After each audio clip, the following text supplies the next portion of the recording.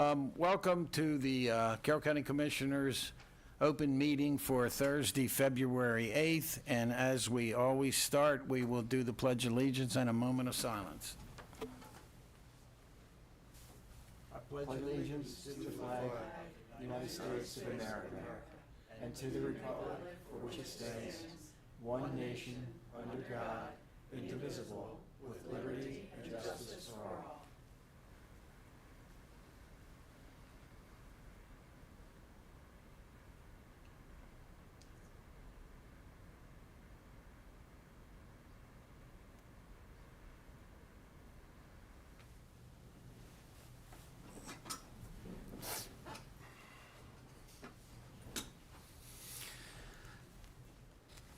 Okay, Priority Carroll. I think we started on this side last meeting, so Commissioner Rothstein. Okay. And you've got a lot to tell us, so. I don't know about a lot, but we're going to get through this. The first thing is Secretary, okay, the first thing is that, is an Eagle Scout, a young man, Connor, received his Eagle Scout on Sunday afternoon, and he belongs to St. Joseph's Church over in Eldersburg. His Eagle Scout project was doing an outdoor Stations of the Cross, which took a lot of time. I think it took about 14 months. It was a large project. He got a whole lot of money and lumber, volunteered. He had 45 folks, so the kid's very charismatic to get a whole lot of volunteers and work in this. Very impressive. He is a senior, I believe, at Century High School, I believe. But it was just a great opportunity. It's always a great opportunity. We just do it right in Carroll County, and I know there's going to be another one soon to be shared regarding Boy Scouts. The next thing, thank you, is in the middle is Secretary, or Special Secretary Emily Keller. She used to be the mayor of Hagerstown, and she was appointed by Governor Moore to be the drug czar, the opioid czar, the one that is focused on the drug concerns that we have across Maryland. She has gone to 23 jurisdictions. We were the 23rd, and so she has one more to go, doing kind of a walkthrough of the county operations, and then opportunity. I had to speak with her for about an hour, along with our chief administrator, and then in the evening did a town hall where the community came out and shared their thoughts and ideas. Some were very candid, where they would have lost loved ones, and the importance of resourcing time, people, and money towards such evils that confront us with this garbage, with this drug. She gets it. What you don't see is on her left arm there's a tattoo of a tiger, and it resonates with me because a close friend of hers passed through overdose, and as she was ill, this secretary promised her friend that she would scream as loud as she could regarding the evils of the drugs, and appropriately she put a tiger on her arm to remind her that we need to speak up and not be ostriches putting our heads in the sand. So great opportunity. Look forward to continuing working with her along with the administration on the resources necessary to take care of Carroll Countyans.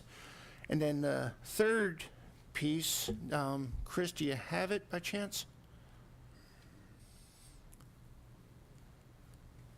Maybe? We're going to hear it first, I believe, and then I'll talk for a second. So Commissioner Kyler and I were both at the State of the State address yesterday. That's the Lieutenant Governor, Aruna Miller, when we spoke to, actually that's prior to that, but during the State of the State, the Governor shared for about 45 minutes some thoughts about Carroll about the state, whether we agree or disagree politically, regardless. What he ended up talking about at the very end, and it's regardless for the point I'm making now, what he talked about at the very end, which I do believe should resonate with all of us, because he finished what he shared and then he closed out his State of the State, should make us all very proud. And Chris, do you have that? Yep, just a minute. Partnership is what we did A little bit louder? and what we saw. That's as loud as it'll go in this system. The rain and the wind knocked down 30 utility poles. 33 adults and 14 children were trapped in their cars for hours under live wires. If one of them would have gotten out of their cars, it would have been catastrophic. But we worked together with local leadership across the political spectrum. We've worked with law enforcement. We've worked with our remarkable Department of Emergency Management to get the situation under control. I visited Westminster the next morning. Lieutenant Governor and I, we walked through damage and we walked through debris. I stood there relieved, knowing that all 47 Marylanders got home safely that day. Thank you. I think that actually got the loudest and longest standing ovation of his State of the State. And we should be very proud. We were on hand right away in the partnership that we had with our Public Works, our Emergency Management, Westminster Police, Sheriff's Department, State Police, because it was all on 144. Our DPW were on hand. And it was horrific. It could have been catastrophic if one person would have left their vehicles. And the governor, along with BGE, shows the public-private partnership to fix things. And if you remember, I think we were out of power for 5 to 7 days, and that's how fast we worked. So in the big scheme of things, it worked out really, really well. So just wanted to share that, and those are the 3 things I wanted to share this morning. Thank you. Mr. Gigliotti.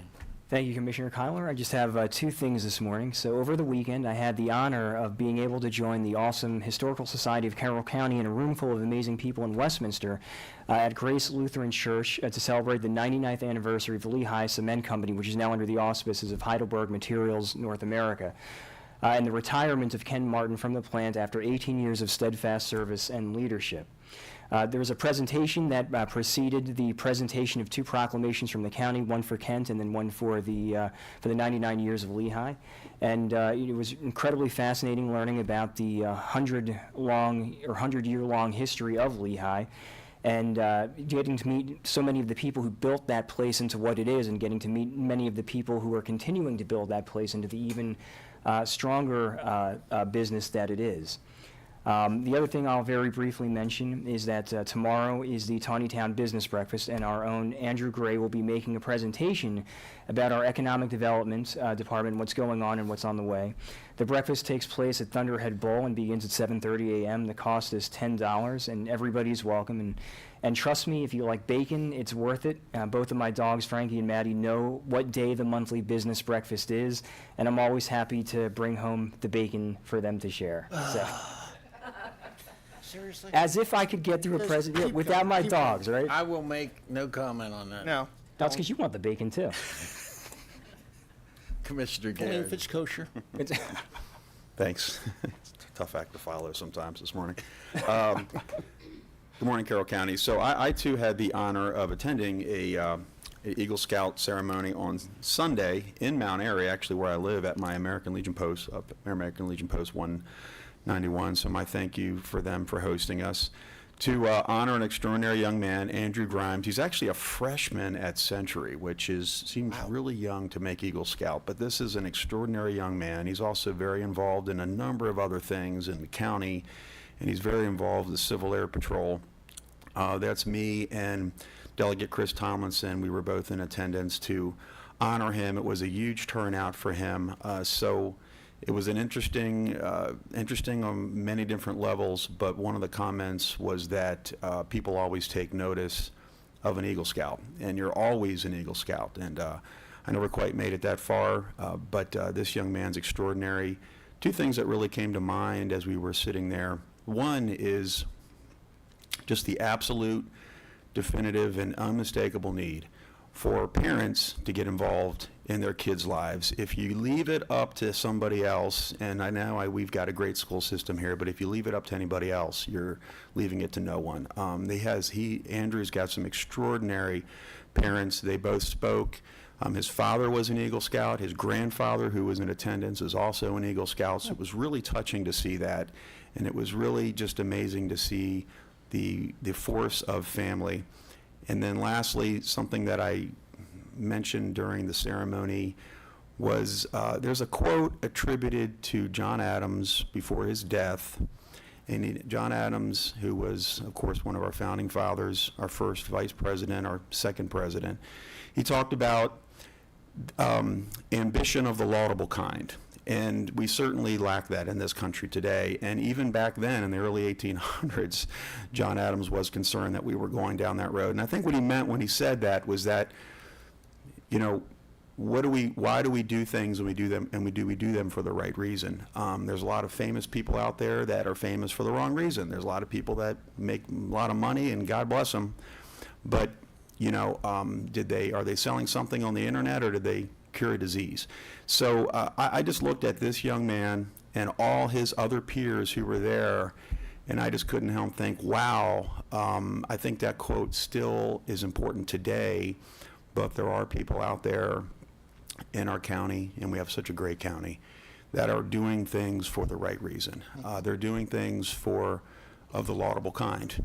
They have ambition, but their ambition is to help others, like the Eagle Scout that Commissioner Rothstein mentioned, and so many of his peers as well. So it was my first Eagle Scout Court of Honor I've ever attended, and it certainly won't be my last. So my congratulations to Andrew and his family, and all the scouts out there who are doing so much for our county and the state and the country. We know you're still out there, and being an Eagle Scout definitely does mean something. So thank you. Thank you, and I envy both of you for being at an Eagle Scout event, and it's a shame, you know, people will talk about our kids today, and they aren't this and they aren't that. There's some great, great kids out there. They're just not they're not on the front page of the paper, but they should be. The Maryland Office of Overdose Response, that was rescheduled event, and then worse than that, I ended up having a funeral scheduled at the same time, so I apologize to Special Secretary Keller. It was a great event, and I wish I could have been there, but I did what I thought was important that day. MACO, Commissioner Rothstein mentioned, we were at 2 meetings of that yesterday, and very good meetings, and very good discussion on a lot of the bills and how the counties should feel about them. The governor, the state of the state was great. I'll tell you, he is such a smooth, great speaker. He just seems so natural when he does it, and it was awesome to be there, and we still got to see a couple of the delegation and talk to some people and pass some people in the hallways and it just seems like we go down there, we plan some meetings, but then we'll bump into somebody and have a great conversation that we probably couldn't have scheduled if we wanted to, Right. but we bump into them. So that's a great day. And then Commissioner Rothstein drove me totally legally, although it knocked my phone off my lap a couple times, to get back to Hampstead because Goose Ridge Soaps had a ribbon cutting and their grand opening, and a great example of a small business in Carroll County. And I want to thank Kim Beatty, Janice Campbell, and Mike Jagarski for letting me be part of their ribbon cutting and be there. Hampstead's mayor and several of their council were there, and I wish them the best of luck. They've been doing markets and different places for probably 4 or 5 years, but for the last 5 months, they've worked to open this property. And I'll have to mention, this property belonged to my great aunt back in the 60s. Seeks' grocery store was there, which probably nobody's as old as I am, so they probably don't remember it. But and then my grandfather owned the other side of the property, so it was neat to see them in that property also. And I told them I love Carroll County. I love the small businesses.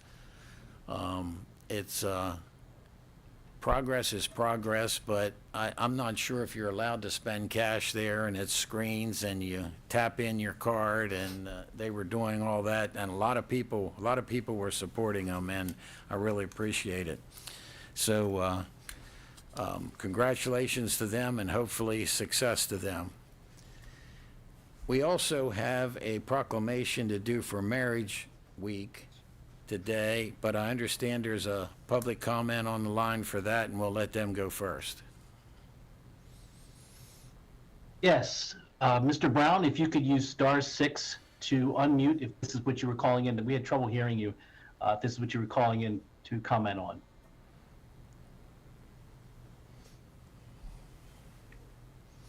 *6 unmutes your phone. Oh, can you hear me? Yes, sir. Okay, this is Mr. Brown. Actually, hang on just a second. I was calling to comment on the marijuana situation. Is that inappropriate at this time? But I can Well, rapidly get through that. well, that's for general public comment, which would be at the end of our meeting. I don't think we have a specific item regarding cannabis in Carroll County this morning. Okay, well, We'll how do you want, wait, or I yeah, can if you could knock just, this out? if you could just hold, and we'll call on you again, okay, Mr. Brown? Okay, thank you. Thank you. Thank you, Chris, and Commissioner Vigliotti is going to share a proclamation with us. Well, anybody who Yeah, wants to come come up down to and the speak to us, table. come on down to the front here, the table. Amy, or anybody Who's coming up? who's representing the, Okay. you can bring more than one person if Yes, you'd like. you It can doesn't bring just have more to be than you. one. Some of my staff. Sure. Do you want us to sit here? Yeah, please, yeah. Sure, yeah, have a seat. And- Unless you want to sit here, I'll go down there. Okay. Yeah. No, Well, Yeah. before the, You're not bringing your dad? yes, I was going to say, who's the gentleman with you? Seriously. You know. Before Commissioner Vigliotti does the proclamation, do you want to introduce yourself and everybody here? Lois, please come. Good morning, Commissioners. Thank you so much. Good morning. For the opportunity to show you how shy we are when we come to a public gathering, evidently. I'm Amy Guilford. I'm the director of the Marriage and Relationship Education Center and the Maryland Marriage Initiative. And with me, I have I'm Bill McKenna. Along with my wife Ann, we're the founders of the Marriage and Relationship Education Center. And who's the lady sitting next to you? She's my wonderful, charming example of what family's all about, my daughter Amy Guilford. Thank you, Commissioner Kyler. My name is Patrick Bassler. I'm part of the board for MREC. Thank you. Welcome. Welcome to you all. So, Thank you without so further much. ado. Proclamation, Marriage Week, February 7th, 2024 to February 14th, 2024. Whereas marriage is an important and honored component of strong families and communities across Maryland and our nation, and marriage is a valuable institution for those who choose to marry and is the foundation of many strong families in Maryland. And, based on a wealth of academic research, married people are more likely to have healthier lifestyles, live longer, have more satisfying sexual relationships, have more wealth and economic assets, and have children that tend to do better academically and emotionally, and divorce costs financial and relational, have a significant negative impact on all family members in the community. Supporting and encouraging strong marriages brings a positive multifold return into our society while reducing costs to taxpayers of many public human services programs, and marriage deserves the support and encouragement of all members of society for its ability to uplift individuals and because it provides a framework for positive and supportive role models for children. And, in Carroll County and beyond, marriage should be honored by all for the good of all. Now therefore, we, the Board of Carroll County Commissioners, do hereby proclaim February 7th, 2024 through February 14th, 2024 as Marriage Week, and recommend that the citizens of Carroll County recognize the significance and contribution that strong marriages and families have on our society. Adopted this 8th day of February 2024, signed to the entire Board of Carroll County Commissioners. And if any of you would like to share anything, please go right ahead. Well, I think thank you, Commissioner Bigliotti. I think the clauses that you referenced summarize best the great ripple effect that healthy marriages have on families, on communities, on neighborhoods, on community safety. So many ways marriage positively impacts society. So when leaders such as yourselves recognize that and stand for something that's good and benefits all, it just gives kids hope that they have something to look forward to down the road. And we thank you for taking a leadership position on this to help others know that you value strong, healthy communities, and marriage is certainly a big part of a successful community. Do you mind somewhat briefly just telling us some of the events you do to try to get this word out? Sure. Our focus is relationship education, marriage and relationship education, which is backed by social science research. So everything that we use is backed by a lot of data and not just experiential opportunities, but the data goes with it. So, of course, we have a partnership, number one, with Carroll County Public Schools. So we're working upstream to help young people understand there is hope, there is possibility to have healthy relationships. And then we partner with churches and other community organizations for events. Our social media program is a very strong way that we interact with people, not just in Carroll County, but across the state and across the nation. And so Becky Luttrell is in charge of that for us. So we know that a lot of young people are online. And so we do our best to promote strong images, positive information, and things that will give people a reason to aspire to building healthy relationships. So our social media marketing is important, but also our word of mouth. I say the best thing about MRAC is our relationships that we've built across the community. We've known many of you for a long time, and our co-founder and Pat Basler also on our board. Your relationships go way back as well. And I would say that's a very important part of this project. I might just add, as Commissioner Kyler knows, I taught in the school system for about 36 years, as well as coached many sports. And it was one of the reasons that caused me I saw what was going on with children with their families. And I saw the impact of not having a good family life had on those young people. And that was one of the things that eventually helped me to begin the idea of forming an organization that would reach out and work with families, work with children, so we can have a stronger Carroll County, stronger families. And I'm just so appreciative of all you who give me a chance today to honor marriage with your signature. So thank you again. And what kind of educational opportunities do you provide for somebody who might be interested in building a relationship or preparing for marriage, for example? Certainly visiting our website, mrecenter.org, and following us on social media at MREC Insta and at MREC on Facebook. There's lots of tips and resources to help guide people and direct them. If we don't have the solutions or the program going on, we'll direct you to someone who does, whether it's in person or whether it's virtual. There's many opportunities for us to support you all as a resource for healthy relationships in our community. And I know Mr. Basler, with a law enforcement background, you certainly have seen many instances in your job and profession where a lack of healthy relationship information leads to a severe breakdown. It's very true. I was 30-year police officer here in Westminster. and I've been retired 10 years, and I'm a bailiff at the courthouse now, and I see divorces come through all the time. They're not kind to each other at all. This organization keeps that from happening, at least provides something to look to at least try to help along the way. So I wanted to thank all of you for this proclamation because it truly helps a lot. So, do we want to do a photo? Well, just a couple Oh, quick comments. I'm sorry. I mean, I know Commissioner Kyler's much older than I am. Much. Seriously, but you know, I'm going on 30 years. Not mature. I'm going on 30 years, and honestly, I can't think of anything I'd rather be than with my wife and blessed with our 2 kids. But it's work, and we gotta always remind ourselves. And I appreciate this opportunity with what you're sharing, because it is work to make things continually right. My parents were married 67 years. My dad was a retired teacher for 35 years.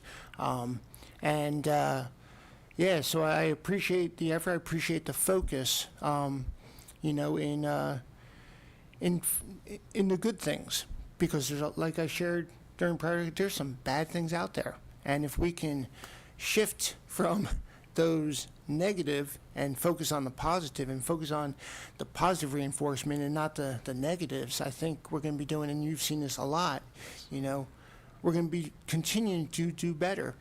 Carroll County is an example of success. Absolutely. And we got to remind ourselves of that, I believe, and highlight the positives. And I think what you are doing does just that. So continue to promote it. But Thank just you. want to share those thoughts. Thank you, Commissioner. And that's Commissioner part of Ga- the message of National Marriage Week, so good job. Okay, I didn't know that. Okay. Commissioner Guerin, as someone with an active family, an active family, any comments? Yeah, true. Now that's thank you for that. Yeah, I'll be going on 28 years of marriage, and we got 3 teenagers at home. And yeah, I appreciate you mentioning the fact that there's some social science to this.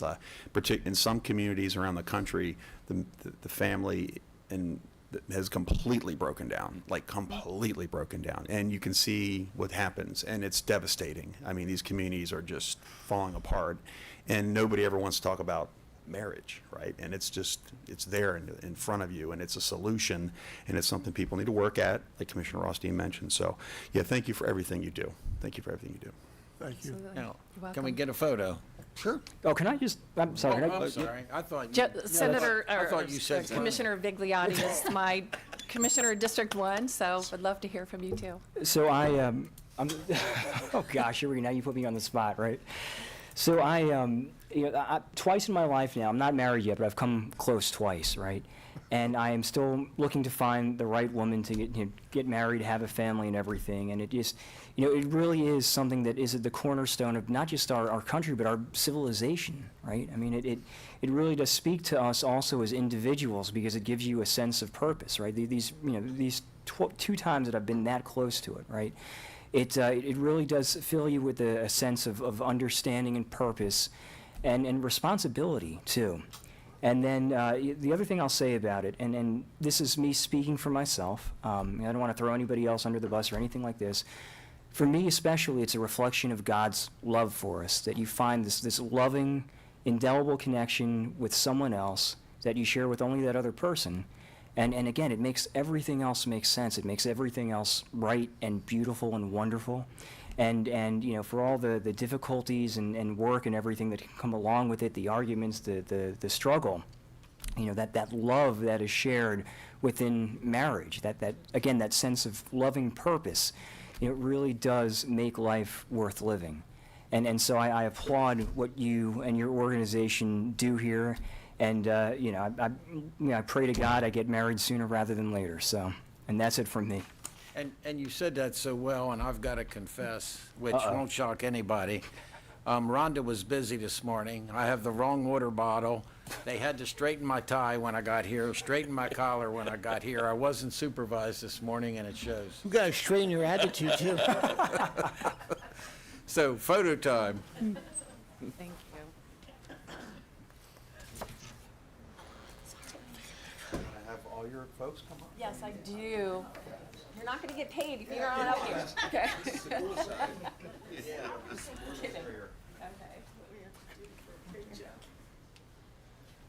Thank you. Good morning. Good morning. How are you? I'm good. Good morning. Oh, okay. Man. So you're responsible for her and what she's doing. Oh, yeah, you can take your. Oh, no, not that. No, I Yeah, here we go. Got us all? Can you get? You all right? Yep.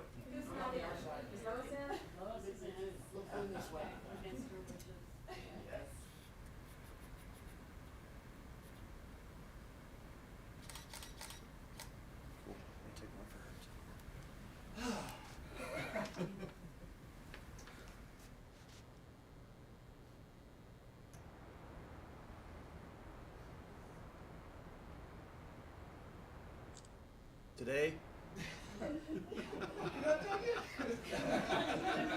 There's one of our attorney too. Thank you. Yes, thank you guys. Thank you. So precious. Who's taking pictures? And excuse me. Our upcoming couples class adventures in marriage is February 24th. And this was so positive. Yeah, try, yeah, I tend to, yeah, it makes them a little bit of weight sometimes.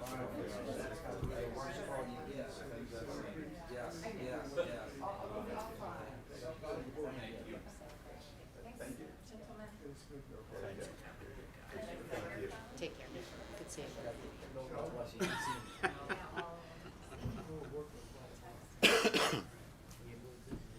Penicillin. Did you have burn? Who said that? Thank you very much.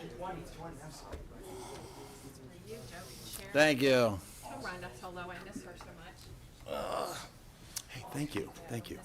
Thanks, thank you. Yeah, okay, I'll make sure he gets it.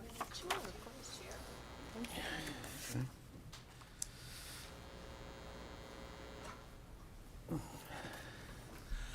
Thank you, guys. What a great way to start a meeting.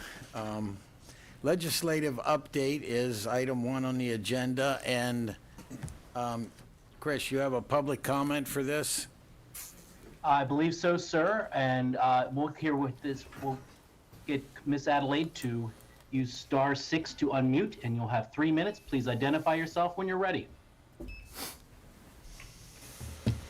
Yes, good morning, Commissioners. Catherine Adelaide. I'm happy to go. It was either in priority, Carol. I do think that the pot issue is a priority. I did want to give a shout out to your legislative liaison, Mike Fowler, who is just, wow, what a great employee you have. He's very diligent. He's really been very helpful. I am a volunteer. I couldn't possibly do the research that I needed to. He gave me a lot of good information. So thank you for hiring such a great guy, and I hope you keep him. So about, 80 to 90%, I can't give exact percentage of the issues you deal with are quality of life issues, but the recreational pot, this is an absolute life or death issue. It's not, to me, just a priority. I hope it is. It should be the priority for Carroll County and your decision-making that will affect generations. I appreciate the marriage proclamation. Drugs destroys marriages and families, and most of these serious drug situations all began with pot. I did send out an email to your also wonderful and competent attorney, Kim Burke, on February 5th regarding the situation with the major 3 points of law that other people have given to me and other drug groups are, talking to me about. Any other office that should increase funding would be your county attorney, because you really want to be right on the law on this one, and they're already down a lawyer. So I think Mr. Burke, he answered me the same day, thanked me for my information, and said he was going to share that information with the commissioners. I don't know if he's had time to do that yet, but thank you, Mr. Burke. Again, I outlined the U.S. Constitution, a congressional statute, the Controlled Substance Act of 1974, and a Supreme Court case, Gonzalez v. Rake, in that email. Additionally, I wanted to, as Republicans, we take an oath to support the RNC platform in drug abuse. 2016, we adopted in its entirety in 2020, page 40, which is attached. Pot by the state of Maryland is still not lawful legalization through the rule of law, in other words. And I want to read, which says, combating drug abuse. The progress made over the last 3 decades against drug abuse is eroding, whether for cultural reasons or for lack of national leadership, in this case, state leadership, and hopefully not local leadership. In many jurisdictions, marijuana is virtually legalized despite its illegality under federal law. Again, a virtual legalization is not the same as a lawful legalization following the rule of federal law. At the other end of the drug spectrum, heroin use nearly doubled from 2003 to 2013, while deaths from heroin have quadrupled. This is important. All this highlights the continuing conflicts and contradictions in public attitudes and public policy toward illegal substances. Congress and the new administration could consider the long-range implications of these trends for public health and safety and prepare to deal with the problematic consequences. Please finish your thoughts. As I've mentioned, yes. There is simply no excuse for recreational pot in Carroll County, which will increase traffic injuries and fatalities and exacerbate domestic violence, sexual assault, human trafficking, other illegal drug abuse, including overdoses and other crimes in Carroll County that the law enforcement cannot handle even at this time. Thank you for your time. Thank you. Chris, since the other caller has a similar topic, can we do that now also? Yes, sir. Let's call on him. Mr. Brown, you can use *6 to unmute, and you'll have 3 minutes for your comment, sir. Thank you. Thank you. Okay, hang on just a second. Let me get myself in position here. Thank you for allowing me to do this. Okay, my name is Steve Brown, and I'm an elected member of the Howard County Central Committee, but I spent the last several decades, I was a resident of Carroll County. So Carroll County is near and dear to me, and I've been working with the colleague, Catherine Adelaide, who you just heard. She's on the Republican Central Committee in Carroll County. So you're very fortunate to have 5 Republican commissioners in this county. And the thing with marijuana, it's not legal federally to have that. If you're a federal employee, you'll get yourself fired. The state of Maryland is basically running counter to federal law, and it seems like it's just a no-win situation. So I would encourage you to ignore the state regulations and abide by federal law. Now, I want to turn the corner briefly and talk about election integrity, voting integrity. There's a group of us that have been working with the Election Fairness Institute, which is a 501c3 nonprofit organization, and they are mapping out Maryland for us to where we have issues. We currently have a map of Carroll County. The Election Fairness Institute does analysis based on publicly available voting and registration data, and they show that we have a potential anomaly in 3/4 of the precincts in Carroll County. This information is available to your Central Committee. They actually have copies now. There is a red, yellow, and green stoplight map that shows you the issues. And there's a number of us that are working these issues statewide. I would encourage you to look into this. This has been done by respected analysts, and it's a nationwide project. We're fortunate in Maryland. We're doing the whole state so that we can look at it and address issues. So that's the only comment I have, unless you have some questions. Over. Thank you very much. Thank you. Chris, are there any more callers? That's all we have on the line, sir. Okay. Mr. Fowler. Good morning. Morning. This is starting to become a regular habit, isn't it? Getting in front of you all. You looked a little familiar when you walked in here, There Ed. you go. So, after such an uplifting and positive presentation, now we go to this. Geez, from the highs to the lows. So, at any rate, we're a third of the way through the session, approaching 2,300 bills. The Senate date has passed to drop bills. Tomorrow is the House date, so I think if we see any big drops, it'll be tomorrow, today and tomorrow, and then everything will have to go through rules. That doesn't mean, What does that mean? that means that it will have to go to the Rules Committee in that respective chamber, and they will determine whether they want that bill to move forward. It's another procedural hurdle, but it doesn't mean the bill won't move. I've seen bills that are, large policy that come in late because they've been working on them, and they come in late and they move through. So not a brick wall, just another hurdle on the way. Just with that, so just curious, are the governor's initiatives and the bills associated with the governor's initiatives those that may come in late, or? His have been submitted. Oh, okay. As I understand, Okay. all of his have been submitted. Now, he teased yesterday about a 3-year plan, Right, but that sounds like it's a plan as opposed to legislation. okay, But okay, he did tease it for today, so we'll know more today. Yeah. Whether that includes any yeah, legislation. because I caught on to that, and I'm just curious, he gets I don't want to say a wild hair, but a great idea or something, and he can then request a bill, but it would have to go through the Rules Committee before. It would have to be Yeah. introduced by either the president Right. or the speaker. Right. And it would have to go Yeah. through rules Okay. at this point. Yeah. Okay, Yeah, it would. interesting. Yeah, and he was, as you say, he was very animated. Partnership was certainly the theme of the day, and highlighting Carol's Yep. interaction with the state was well received. Yeah. So your 3 legislative proposals are on the move.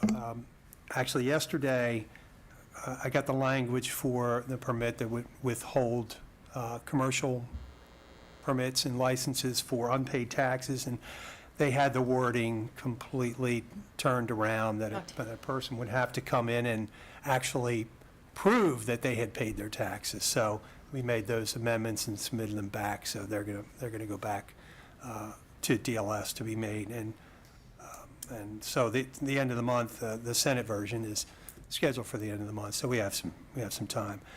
And then we had our Senate hearing on the raising the purchasing threshold, and that actually just got voted out yesterday of committee, so that'll go to the Senate floor. So I apologize, I had an error on a bill number here, Senate Bill 783. I made a change on your paper copy, but I have changed it on the electronic copy. I'm amazed you can keep up with the numbers such as they are, Yeah, well, especially with 2,300 of them at this it point. is a challenge, but. So this is one that I've mentioned was coming. So Senator Elfrith is the primary sponsor of this out of Anne Arundel County. She was on the Solar Incentives Task Force, which was really tasked to look at mostly tax incentives. And those incentives were supposed to be for rooftops, parking lot canopies, brownfields. The task force tried to move into areas well outside of the scope. Most of those did not go into the final, and I'm not even sure that final report has been submitted yet. But this addresses the tax issues. So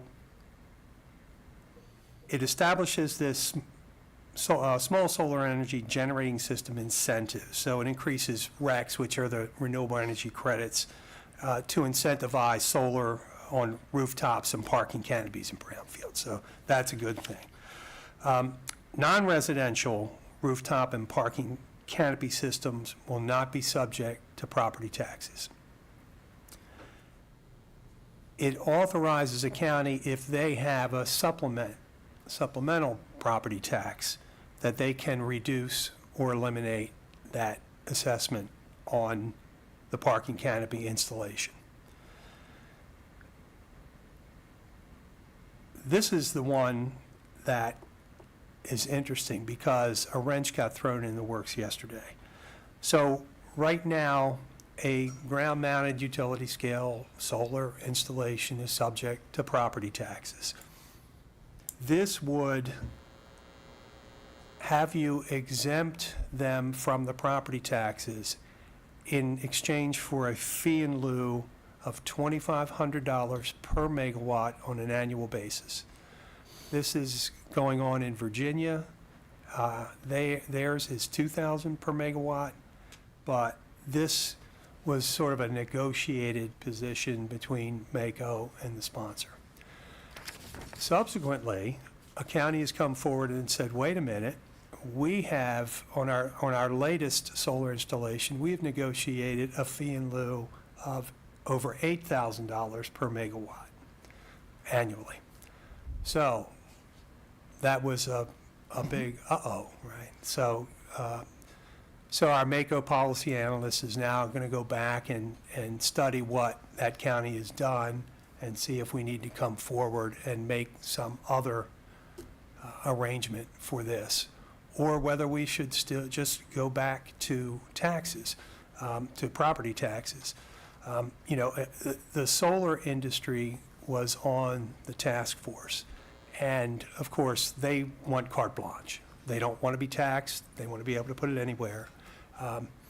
And this was one way to try to standardize, address this complex issue of property taxes and try to standardize it with a fee in lieu. But now that looks in jeopardy, at least at this level. So I'll keep you in the loop on how this proceeds. Yeah, please do. Again, we don't want the state to mandate down to the county. And that was a large part of the conversation we had, was the counties should have the room to negotiate and do the things what are best for their respective counties. So I think that one's on hold right now for the homework that needs to be done, correct? Yes. Okay. Yes. And it seems to me that maybe the answer is that each county is authorized to pursue a fee in lieu and see where that goes. But the standardization is going to be a challenge. Turning to education, so Commissioner Guerin, this is one that you raised last week that you wanted to talk about. So this is the Freedom to Read Act. So it establishes state standards for Maryland county and school libraries and regional resource centers. It protects librarians from dismissal and discipline and retaliation for following those standards. It requires libraries to adopt a policy that incorporates those standards, and I'm sure they all have policies now, so they would simply incorporate the state standards into their policy. Again, we see this often. A failure to adopt would result in a withholding of state funds to the library. This bill will pass in some form. The sponsors, a lot of heavy hitters, but the primary sponsors that you should focus on are the Speaker and the President of the Senate. So I provided you the language of the standards. Initially, so school libraries are mentioned in the goal, but the enactment of the policy is by the state library agency, who does not fund or otherwise control school libraries.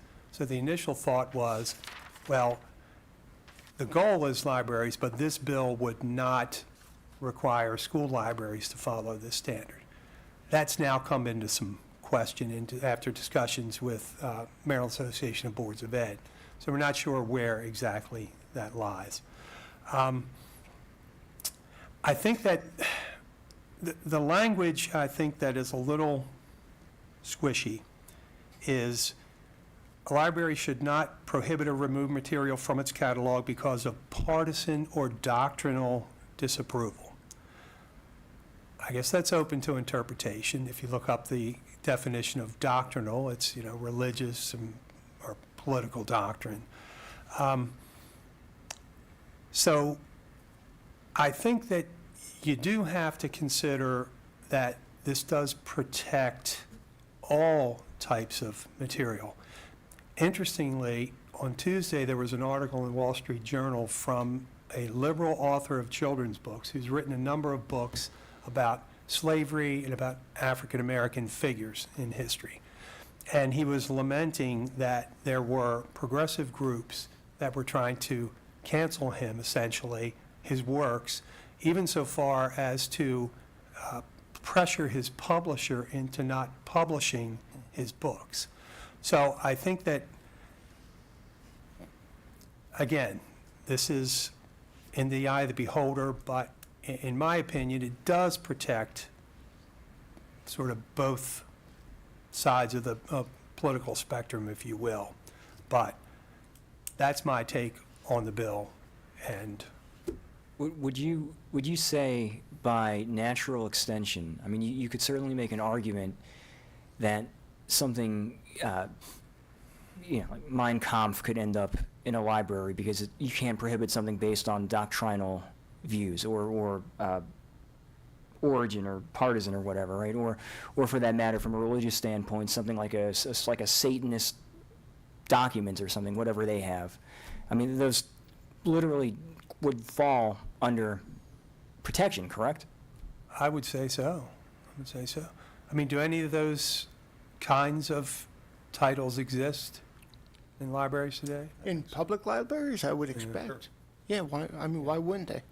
And I guess my question is, and maybe you can help me understand this a little better, is was there any consideration of the reality that a school library is not a public library? They are two distinctive entities, so to speak. Well, again, so all I can tell you is the goal includes school libraries, but the mechanism does not direct the agency. I should say the mechanism that directs the agency to develop these standards does not influence school libraries. And I guess I'll jump into this. The ongoing issue in Carroll County Schools, it seems to me that material is being considered for something different than is addressed in this bill. So was there discussion about, I don't know what you would call it, maybe Commissioner Kyler would have a better way to describe it, but graphic material of a sexual nature? Right? I mean, was that in any of the discussions, or? So why would he have a better way of describing that? He said it. Is there experience or wisdom, or I mean, I don't know where you're going with that. In past open sessions, he's been a lot more to the point than I am. I'm just asking the question. I'm trying to be polite and edifying here, but Commissioner Kyler cuts to the chase quite frequently, so I figured he might have better understanding and better ability to communicate the specificity of what we're talking about. Commissioner Kyler, can you edify I would not your have a colleague? I would not have a better way to communicate it. I probably could be blunt but Well, I appreciate you circling back with us on this. I mean, for me, this is very simple. I mean, this is just another attempt for the state education system to dictate to school boards, local school boards, what they can and can't do. Right. That's what this is all about. I completely expect this to pass, and then somebody, someplace will be able to decide what doctrinal partisan actually Partisan or means. I mean, we doctrinal? all know where this is going, right? So, I mean, unfortunately, school boards throughout the state have been slowly losing, I think, a lot of their ability to make Right. decisions, and this is just going to be one other one. I hate to sound so pessimistic. No, because I agree with you, and I don't like this, and I voiced that. I can share what I voice and my opinion. But I thought the focus of this was on the public libraries, not on school libraries. It is, and that was my question to Brianna January, Right, the analyst, was that, because her initial thoughts about the bill were, it was public libraries. Right. But there is language in there that does say schools. When is this coming up for hearing? I don't think it's had a hearing scheduled yet. I'll double check when I get back and shoot you a quick. Because if they're, so for the public, you know, I run the subcommittee for education for MACO. And while Commissioner Kyler and I were on that subcommittee, and you were listening as well, the analyst, I thought, was very clear, saying it was not dealing with school libraries. That's and right. was dealing only with public libraries. I didn't like it even with that, but even with that, the decision was a no position, I believe, with With a letter. of with a letter information. because of concerns, because I have concerns, the same that you're sharing.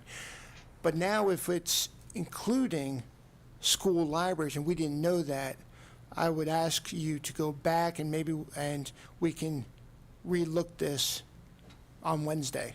Because we should not be advocating for school libraries and materials. That's not our business. I mean, that's, you know, the board's business that was shared. And, yeah, I don't like this if it's inclusive of school libraries. Yeah, and I heard her say that it was Yeah. only public I know, libraries. right. And when I saw the language about schools, I gave her a quick Yeah. call, and she went back to MABE, and I think initially they thought, no, well, because the agency that is going to enact the standards is not in control of school libraries. But the fact that the language is Yeah. in there. Right. Right. So, yeah, if it stays the way it is, my recommendation would be to oppose or no position with a letter to take that out of this, bill, because it does not share what we are trying to accomplish here in Carroll County.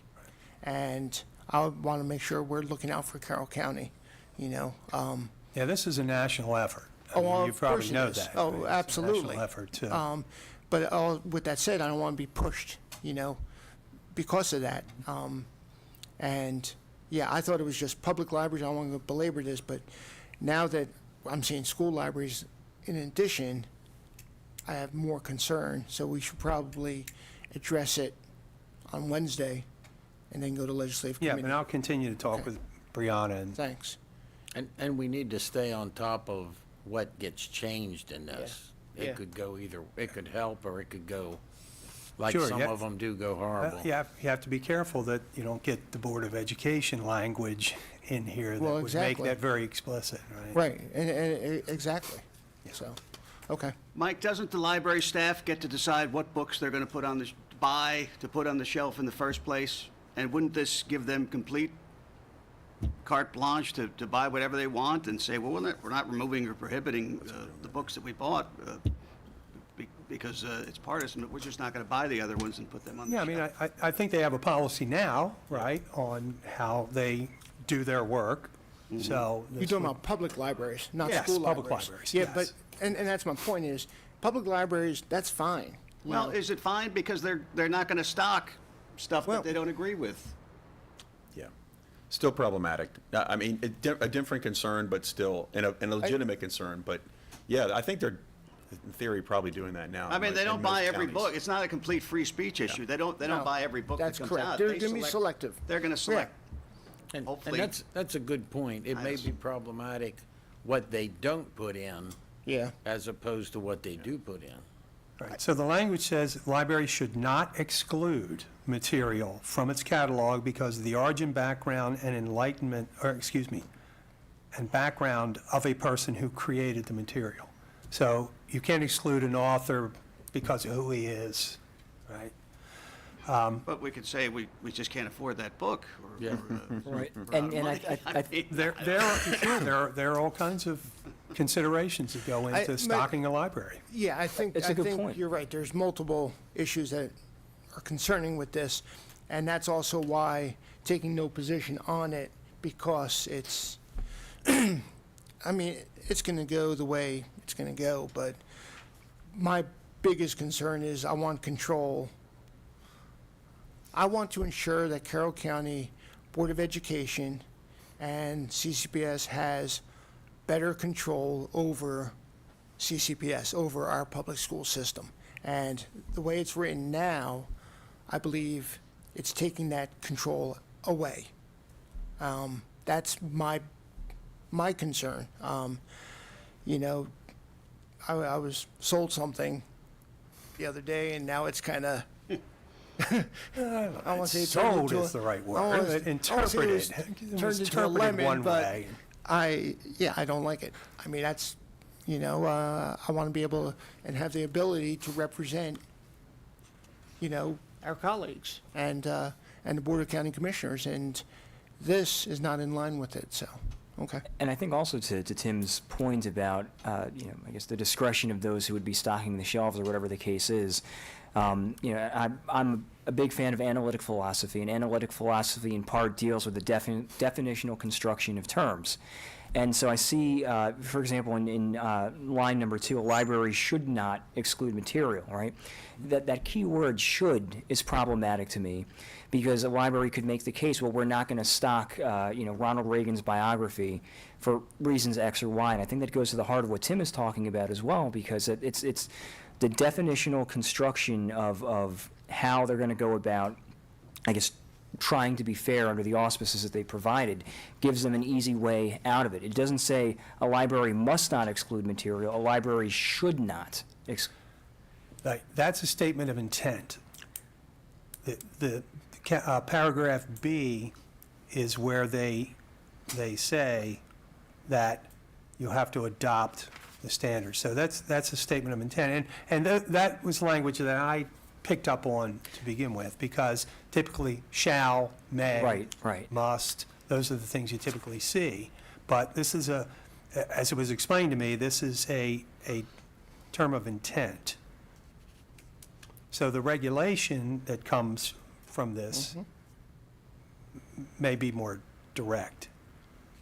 Well, I'd be very interested in seeing what regulation they would propose, because, again, you know, as you've pointed, as Tim alluded to too, that, as I guess specifically talked about, that language does trouble me, at least as far as that's concerned. So, and I know it troubles you too. So, And on your agenda, because on Mako, you can click on the bill and see it. Does your agenda do that too, or? It doesn't. I'll figure out a way to do that, though. If you can, because that way Yeah. you can, any of these bills you guys want to see, you click on it and you can see the whole bill.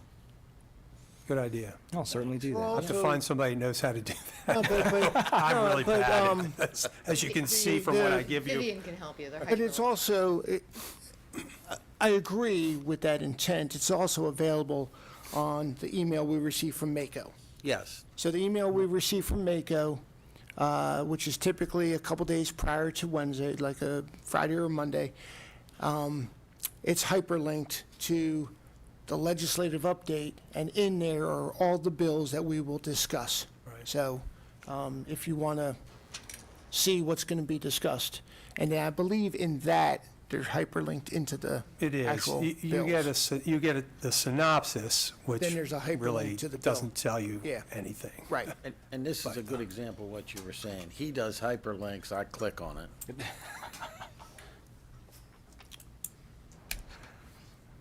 Keep going. On a related note, yesterday was the hearing on the health bill that we've talked about in the past. So that was in the House. I didn't get a chance to hear. I clicked on it really quickly.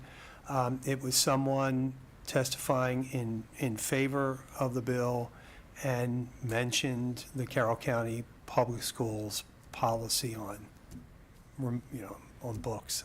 I thought, that's not even germane to that particular bill, but you guys are famous all over the state. So on to another bill. We're going to revisit Senate Bill 537. This is one we talked about last week. So, to revisit, in the bill, it gives a definition of cannabis dispensaries and a definition that fits liquor stores. And the intent is to, from a zoning perspective, to treat those the same, not to treat cannabis dispensaries any different in zoning than you would a liquor store. So what's been proposed are a couple amendments. One is to increase the buffer between dispensaries. So the distance between dispensaries in current law is 500 feet. The amendment is to increase that distance to 1,000 feet. There's currently a 1,000-foot buffer to pre-existing facilities, and they are playgrounds, schools, places of worship. That's being increased to 2,000 feet. And then the issue we had about hemp farms, where you can't restrict these growing operations, you can't treat them any differently than you would, than hemp farms are already treated in your zoning code as of June of last year. So you also don't regulate them. So this would, so one of the big concerns about that was security. So this will codify security requirements for outdoor growing. And that's the extent of that bill.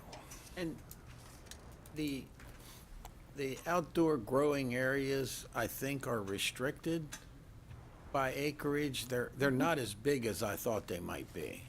Right, wasn't, I think the 3 to 5 acres, I think 4 was the average, I think, Something like that. for outdoor. Yeah. Right, and I think an acre maybe for indoor, I think was the average. I can't remember, to be Yeah, honest. but the outdoor was But approximately 4 acres. Our decision was to hold this, or what was the outcome?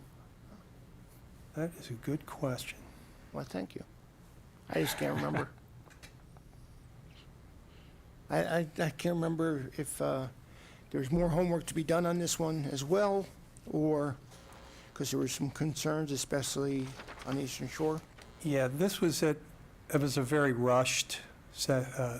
meeting toward the end because of everyone State of state. needing to Yeah. get out. So some of these, I mean, I'll, yeah. again, shoot you something as I Okay, get back, so thanks. you'll have that before the session's out. Program open space, again, another attempt to try to appropriate open space for renewable energy. So this would authorize land that was acquired and or developed with POS funds to be used for solar and wind installations. So the amendments offered would be, okay, you can have solar on paved surfaces or land that is no longer usable for its original intended purposes. You could place those facilities there. And the last bill, we see this, an expansion of standing in environmental permitting. This would expand the standing to individual members of groups, increases, awards to plaintiffs. So this kinds of thing is always opposed by the counties, and this one is opposed in the same way. And then our bills to advance the safety of the solar batteries, supporting that. Also, the firefighter and EMS recruitment and retention scholarship plan that makes the scholarship available to all higher ed programs. I think they had to be in a program. Now they can simply, just a course would be considered under the program, and it provides for loan repayments under certain conditions. They've created a training grant program for these battery and solar arrays, funded by the Maryland Strategic Energy Investment Fund, which is the REGI funds that are collected by the state. The grants are made to the Maryland Fire and Rescue Service, and it does mandate a $1 million one-time funding. I suspect that'll be a challenge, but we'll see. And then the bill was dropped to increase the sheriff's salary. I'm not sure how familiar you are with the mechanics of this, but it would tie it, starting in 2026, to a lieutenant colonel in state police, their top step. In 2030, it would be adjusted to be the lesser of that or 110% of the sheriff's salary.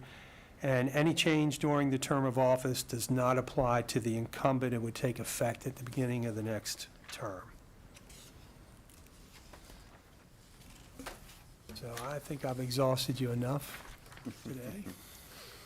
Does anybody, going back to Senate Bill 685, I mean, does anybody see the irony of taking open space and filling it with a solar field? Does that, does So, anybody in yeah, Annapolis kind of yes. get that? Like, this doesn't make any sense. So, I apologize, didn't want to cut you off, but I agree. And a lot of us did around the table. As it was discussed further regarding the bill, we said, okay. And the okay moment was using non-usable space, unusable space for what open space would provide, like the parks and stuff. So it's focused on parking garages and pavement and other uses, because they are cutting our open space money. And that's the first thing I thought of is, okay, now you're cutting our open space and now you're using it for solar. It's like, come on. But, because at first I was opposing it. Then they said, no, they're using the open space, and the intent of it would be to use it in places where it was unusable for anything else. So, yeah, I mean, Yeah, if you I'm bought probably it to not build a describing park, it. yeah, if you bought the land to build a park, and now building the park is untenable, for example. But also, on the other side, there are a lot of people in General Assembly who are very protective of program open space. Yeah. So this is not a done deal by any Yeah. means. Okay. Yeah, they're not very happy that they're cutting our open space dollars. So, yeah, I agree with you. But Thank you, sir. Yeah, Mike, thank you. Thank As you. always. And don't worry, you did not bring the mood down. And again, call me, shoot me an email, text me anytime if you have any concerns, any questions. I'll respond. I know there's a couple constituents that will do that as well. I'm open to everybody. Yes, I you work are. for the citizens of Carroll County. Thank you. Thank you very much. Item 2, briefing and discussion on 2025 Consolidated Transportation Program Priority Letter. Good morning. Good morning, everybody. Morning.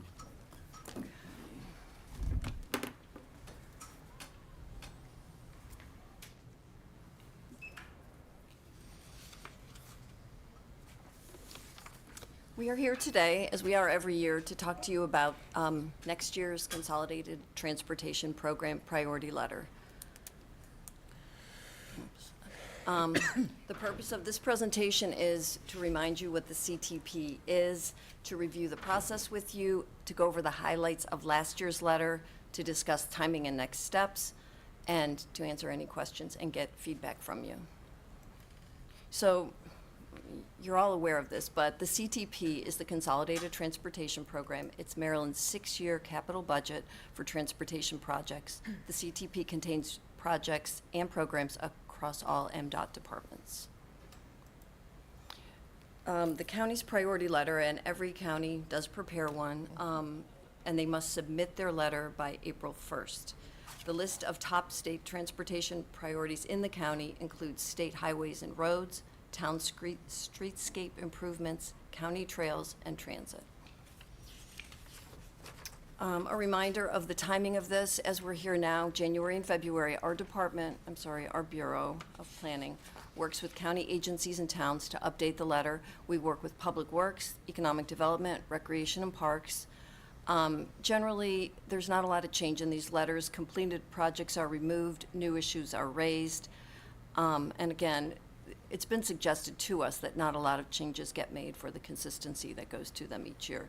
So then in March, we'll be back early in March with a draft of the letter, given the input today, and a second meeting later in March to approve that letter. Then we give it to Mike Fowler, and he gets the state delegation signatures on it. Is that a requirement to have the state delegation? It is not. We started doing that, I'm going to say 6 or 7 years ago, Yep. but we've been told it's very helpful to have that. Oh, no, I agree. Right. It is not a I just wanted to make that point that we take the extra step Yes. to get the state delegation to sign off on it.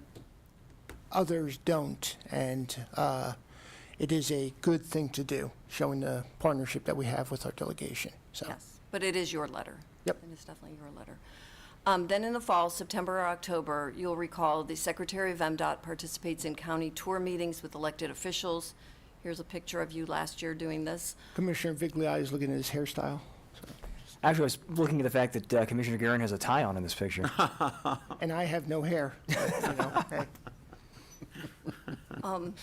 So the draft CTP is distributed at this meeting, and the county's priorities are discussed. And in addition to talking about the CTP, it is also a good opportunity for you and the towns to talk about other priorities. Absolutely. My hair did look good in that picture, though. January of the following year, the Secretary of MDOT presents the CTP to the legislature, and then in April, it is approved by the legislature for the upcoming fiscal year. So basically, this is a 14-month process that we're starting again right now. So last year's 2024, FY 2024 letter had 5 capacity-enhancing projects. In it, these have been pretty consistent. Number 5 was added just a few years ago, but the others have been in the letter for years and years. The first is Maryland 27 from Bachman's Valley Road to Maryland 140. The second is Maryland 32 from 26 to the Carroll County line. Maryland 26 from 32 to the Liberty Reservoir. Maryland 140 corridor improvements from the county line to Kays Mill. And also Maryland 27 corridor improvements from the Carroll County line to Lyshear Road. And Mary, just, again, for the edification, my colleagues, when this was done, especially Maryland 27, was put in there. And the reason it was put in there was to allow for a study, for funding for a study. Maryland 97. Or Maryland, I Yes, apologize, I yes. said 20, Maryland 97, was because the question was, why are we shifting and losing consistency of the priorities?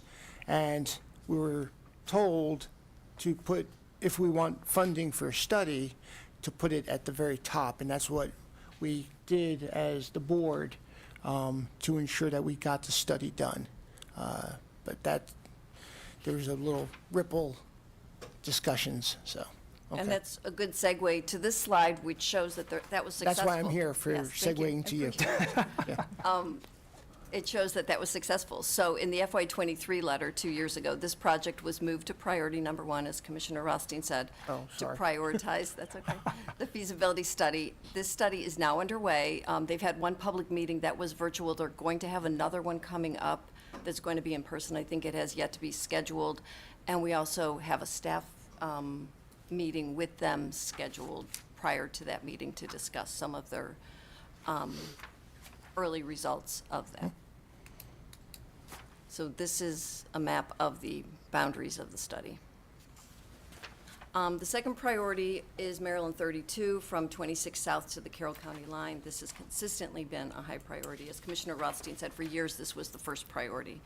And as with a lot of projects, there's the overall project and there's breakout projects. And it's important to have the breakout projects because clearly those are more likely to be accomplished. So in 2018, MDOT conducted what was called a Planning and Environmental Linkage Study, a PEL study, that identified potential improvements to address identified needs at specific locations. Again, breakout projects. Last year's letter included the 2 that you see here, Phase 1, breakout project for engineering design, Piney Ridge Parkway, Macbeth Way to north of Springfield Avenue, and the second one was a breakout project for design funding for 2nd Street to Main Street. The design for this project is being fully funded by IAJA funding and is underway. It had been in there for construction as well. Those funds were pulled in this year's CTP, but it remains. We will keep it in our priority letter. I mean, Springfield Ave is shut down right now. It's shut down right now for construction.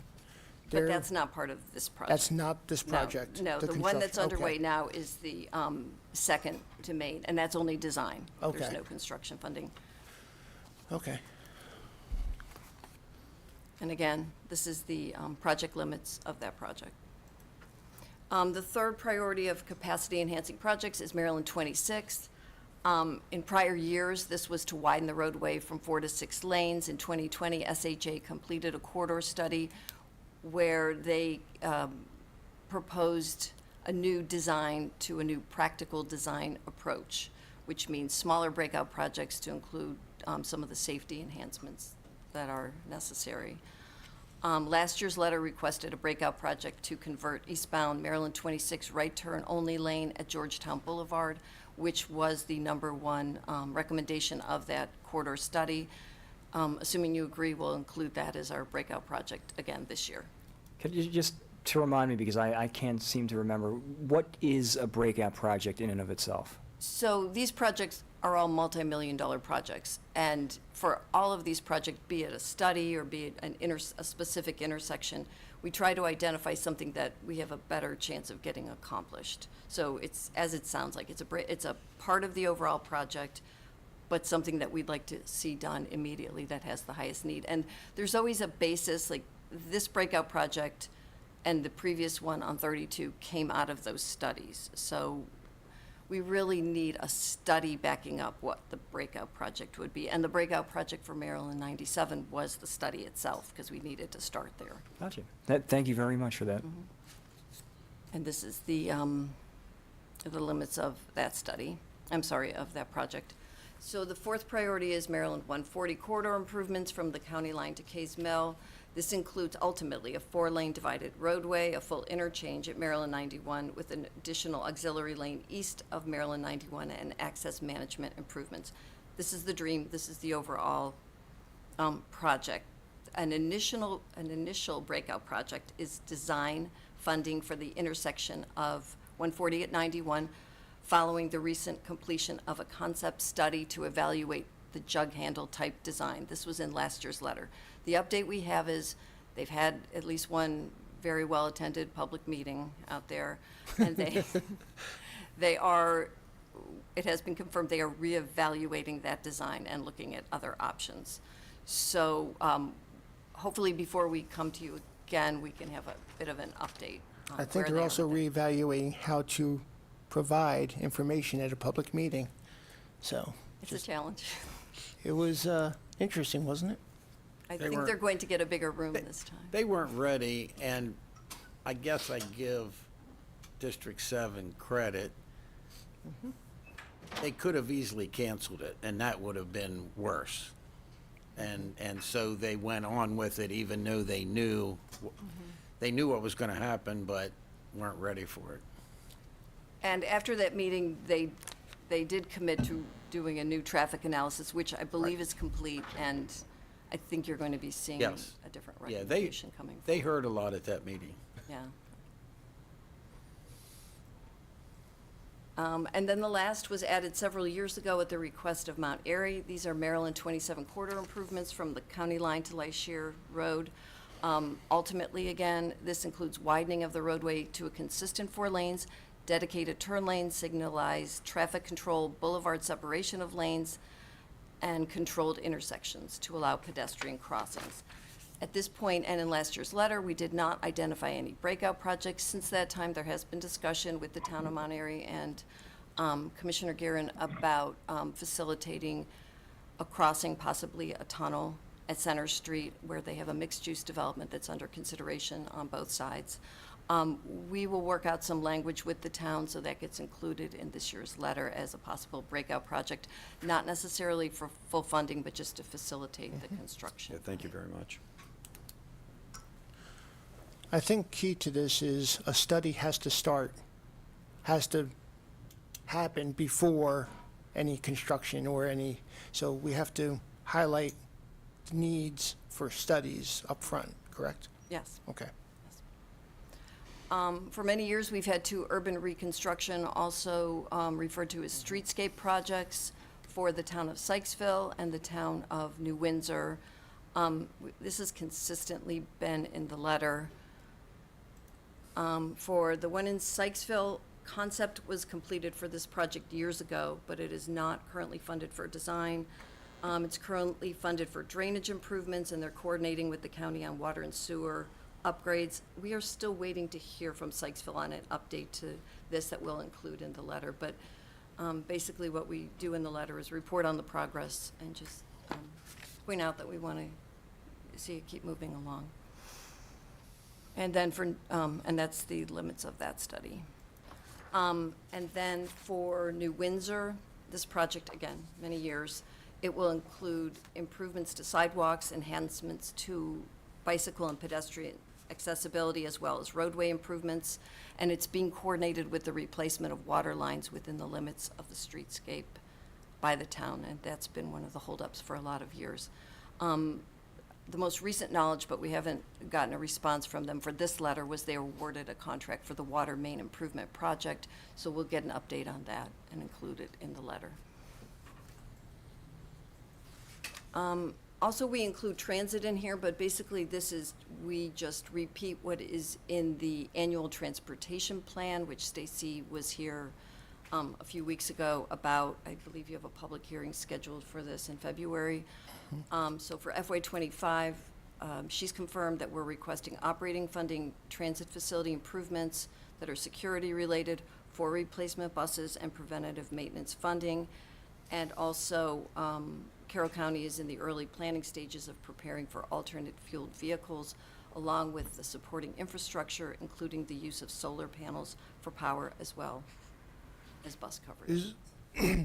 Is that information confirmed information that has been decided on, or is this information that's why we're having the further conversations in a few weeks? I mean, This was from last year's letter. it's from This last, language- this, so yes. this is from last year's letter? This is from last year's Okay. letter, so I'm bringing it to you, so if you would want to see any changes. But Stacy did look at last year's letter and confirmed that this language was okay, so I would check with her, I can check with her and find out if this is still an ongoing goal. So we've made the commitment this year for this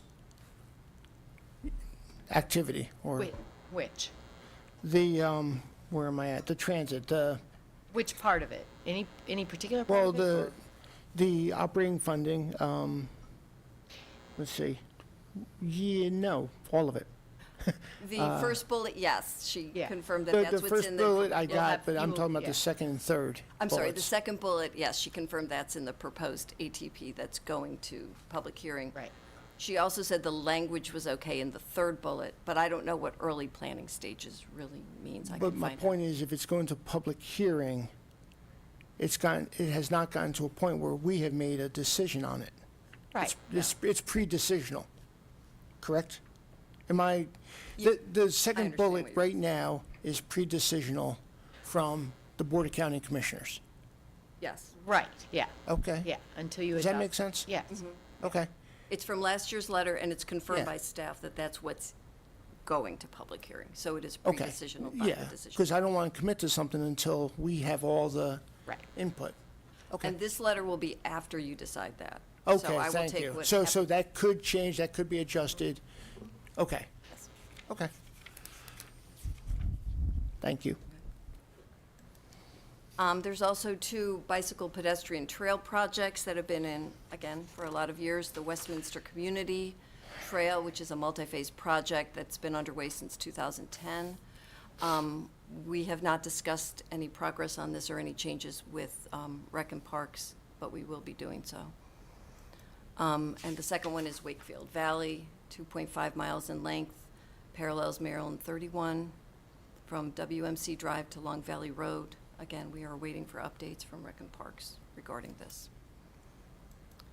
And then last year you included, not necessarily for inclusion in the CTP, but additional concerns that you wanted to bring to the attention of the secretary.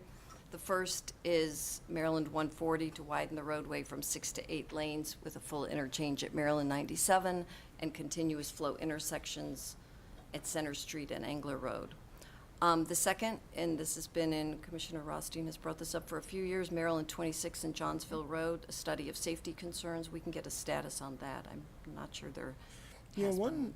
I would like to get a status, but one idea is changing the light configuration, the traffic light configuration. It has Johnsville. that blinking red arrow to making left turns, and you're making a left turn onto Johnsville. The eastbound traffic on 26 is going downhill. People are picking up speed, and that's where a lot of accidents occur, as opposed if it was a standard green arrow and then no arrow. You know what I mean? I think it becomes confused. That light configuration can become confusing. And You don't want them to be able to take a left at will, so to speak, after a stop. You want them Yeah. to only take a left on a green arrow. yeah, uninhibited, so they're safe making Yeah, that left, and right. it's a red light coming the other way. Right. I think that may be part of this study, but I think, again, since I drive it every day, multiple times, that intersection, that may be a way to alleviate some of the angst and frustration that's out there, so. In Similar, addition- I apologize, similar to Johnsville Bennett and 32. That light configuration works well, and it was, as you know, was upgraded. If they look at that model to the other, that may be something. Yeah, that one just, you can turn left on a green light. That's not a, There's an arrow going one of the ways. there's and there is on Johnsville too. So the, and I don't know really why there is a difference, personally. So one intersection has, when it is a green dot, as MDOT refers to it, when it's a green dot, when it's just a regular green light, has a red arrow turning left. So that means you have to come to a stop, but then once you feel it's good, you can turn left. Right. The other one just has a green dot, Yeah, meaning you can take a left at any time. right. I guess maybe even I don't know if that means you don't even have to come to a stop. I always come to a stop, but it doesn't have the red arrow. So, but you have a permissive left turn at any Right. time there. What I thought you were suggesting is that it would be a prohibit you from turning left unless you had a green arrow, meaning that the other lane, the oncoming traffic was at a full stop. No, I may not, and I don't want to be jumping over this too Yeah. much. I think the most confusing part of this is a blinking red light. That's, when you have traffic going east and west and at 50 plus miles per hour, and people want to make a left, and it's a blinking red light to go either one way on Johnsville or northbound Johnsville, it becomes confusing, and that's where I think all the accidents happen. And there's a lot of them. Unfortunately, they're not reported because they drive away. They exchange insurance and they drive away. But that's where all these accidents seem to be happening. So, yeah. We can be more specific in the letter, not quite that Yeah. specific, but talk about some of those things, as well as we can talk Okay. directly to SHA, to Yeah, District 7, yeah, and yeah. find out what could be. I appreciate it. About that. And then the third bullet is another concern that was brought up either last year or the year before, and that was by Public Works, talking about looking at the future of a turnaround for the northern landfill safety enhancements, 140. And then the last, the Tawnytown bypass, at the request of Commissioner Vigliotti, as well as Tawnytown last year, that was included in the letter, not necessarily, well, not for inclusion in the CTP, but for the inclusion in the state's highway needs inventory, also called the HNI. Since that time, our HNI, Carroll County's HNI, is in the process of being updated. It's about an 18-month process. We had a meeting with the staff of Tawnytown as well as the MDOT staff responsible, and they were very receptive. They asked for all the backup information from Tawnytown going forward to include it in the HNI. I don't think there's been a commitment to do that, but it's in the process right now. So we'll continue to include this in the letter. Awesome. Since the HNI is still ongoing. And if possible, in the description of it, could we also add that there are concerns about livability and safety and then business frequenting? I've gone through that square numerous times during busy hours, and it's incredible how narrowly people will miss each other going through the square, especially making left turns from one road to the other. And then even, parking somewhere and trying to get across the street to go to the bakery or to one of the stores. It's, it's like Frogger almost to use an illustrative example, but it really does get, and there are bus stops on that road too. And then the other thing specifically about the safety, not just about pedestrians, but also the fire department, the volunteer fire company, and the police department are both right off of the square. And so when you have traffic backed up, if there's an emergency, getting an emergency response out of there is impossible. We can add that information. Thank you very much. So the last thing, also over the past 2 years, we have included at the request of the Baltimore Regional Transportation Board, supporting the coordinated efforts to identify and support priorities across jurisdictional boundaries and conveying to MDOT the multi-jurisdictional approach to developing priorities. This was standard language that all the counties in BMC put into their letters. So next steps, based on your input today, as well as input from county staff and the towns, we will finish the preparation of next year's priority letter. We will bring it to you early in March, as we usually do, for further discussion, and then possibly the next meeting, or if there's a lot of changes 2 weeks later, we would seek your approval of the letter. We will get signatures of the delegation to support, and we would hope to get it submitted to the secretary by April 1st. So are there any other changes from last year's letter other than what we've talked about, or any additions? You will have a chance to look at the letter, obviously, before you're asked to approve it. Just want to make one last comment is, this is the value of having a commissioner form of government. In all honesty, where we understand and know our local communities very well, and we go direct to our directors to have these type of conversations and our teams and collaborate amongst ourselves. But, our colleagues in other counties don't have that, and we do.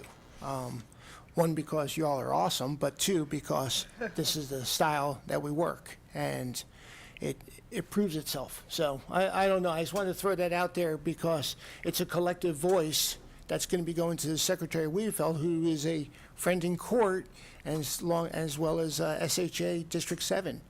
We know them by name, we know their, activities, and we know that we're confident in you all in working with them as well. So I just want to throw that out there. So Thank you all very much for this. Yeah, and feel free to reach out if you do have any suggested changes before we prepare. I have one concern. I don't know if it is worth a change to anything, but, and I'm curious, and I might say something to the district engineer. I'm curious how they're evaluating their signals and particularly left turns in general. It seems like at 91, that was a big deal, that left turn was confusing. I hear it on 26, I hear it other places, and maybe it would be backwards to standardize it more, but it seems like those lights confuse a lot of people. that's because they're different. They're different in different intersections. And they probably yeah. should be, but Yeah. like the complaint at Finksburg was, there are times where the left turn is totally blank. Yeah. And they're right, that tells you nothing. Yeah, that's just the green dot Yes. syndrome, yeah. As opposed to the yellow dot or red dot. Okay. Oh my, thank you. Thank you. Thank you. And Just think what this meeting would be like if Commissioner Rothstein didn't have to catch a plane.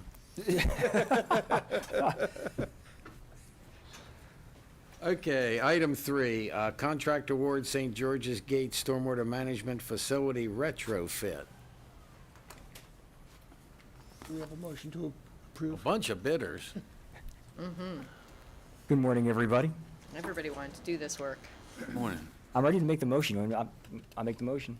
You ready? No, I want to hear what he has to say. All right. The man dressed up, he got his hair styled, he is ready to rock. You could pull that hairstyle off, maybe. Yeah.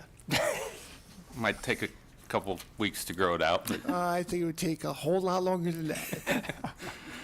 the Office of Procurement, in conjunction with the Bureau of Resource Management, requests your approval to award the contract for the St. George's Gate Stormwater Management Facility retrofit to Magstone LLC in the amount of $442,500. The Office of Procurement issued an invitation for bid and received 9 responses, with Magstone LLC being the lowest responsive and responsible bidder. Good morning, Commissioners. I'm here today with Claire Hurt, our Watershed Management Coordinator. Claire is replacing Ed Singer, who was previously in the position, but she has been with us for several years as our MPDS compliance specialist. So she is very familiar with our MPDS permit requirements and is moving into the Watershed Management Coordinator position and will be working very closely on restoration projects to meet that permit compliance. And thanks Congratulations for on- joining us, and Yeah. it seems pretty apparent that Ed Singer can't keep a job. He can't have a job. So, On the air. So Claire, is this a step up? It is. So we can't say congratulations. Yes, All right. thank you. Thank you. So the St. George's Gate stormwater facility is located off of Deer Park Road and Wheatfield Drive in Finksburg. It's a facility that was constructed in the early 90s. It does not meet current water quality standards. So we're looking to retrofit it, bring it up to current standards. It is, it'll provide us with 10 acres towards our restoration requirement, which is really good for an existing facility, while bringing, existing infrastructure up to current standards. So we were excited to see the interest and the number of bidders on this project, and have several more that we hope to get out to bid soon while contractors are hungry for work. Motion to award the contract for St. George's Gate S Stormwater Management Facility retrofit to Magstone in the amount of $442,500. Do we have a second? I'll second it. I do have a question. The 442 to 887,000. I mean, that's obviously more than double. I can do that math, but I mean, is it?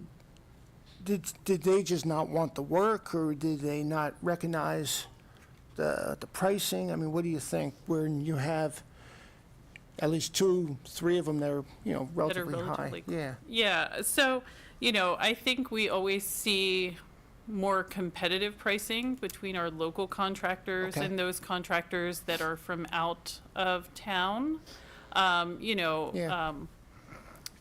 The cost for employees, what wage rates are, what people choose to pay, I think is highly variable these days, and that definitely plays into it, along with, maybe where they're sourcing their materials from.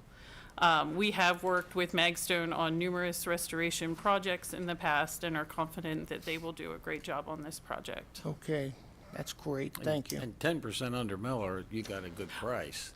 And there are contractors that aren't sure what the market is, and they turn in a high bid hoping others are busy that day. Right. Yeah, And that happens too.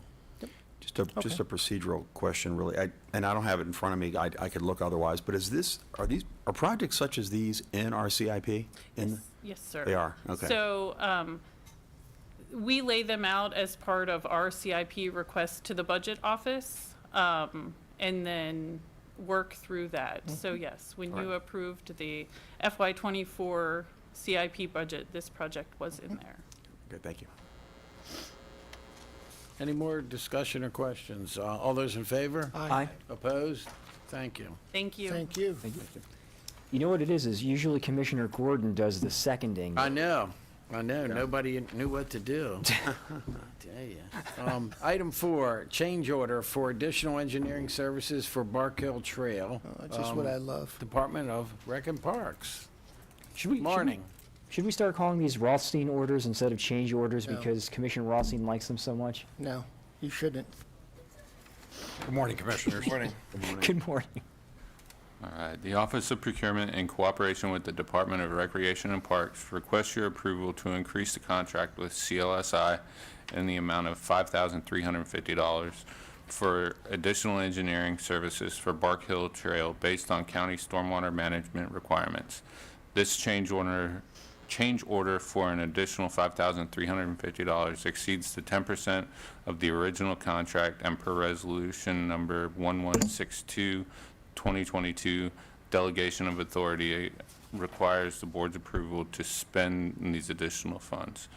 I move the Board of Commissioners approve the increase in contract with CLSI, amount of $5,350. Second. I have a motion and a second. Any further discussion or questions? All those in favor? Aye.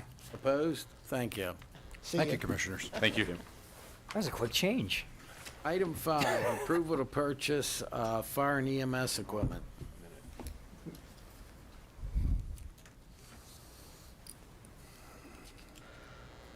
Good morning. Good morning. Morning.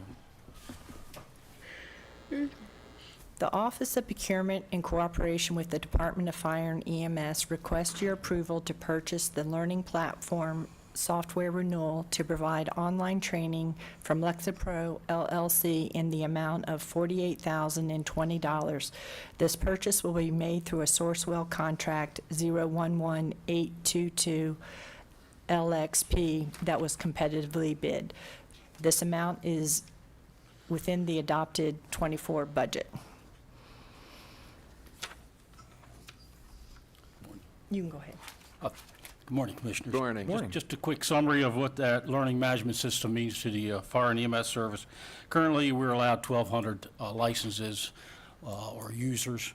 We currently are at 1,040 that actually use our system. This system allows both the career and the volunteer members to partake in online training. And as remote and as small as we are today, that's very crucial to their training expectations. Some of the things we use this for is compliance testing, which includes hazmat, confined space, bloodborne pathogens. And it was very crucial when we had an OSHA inspection in October that we were able to provide records to the OSHA officials within a timely manner. So this system keeps all the records for us.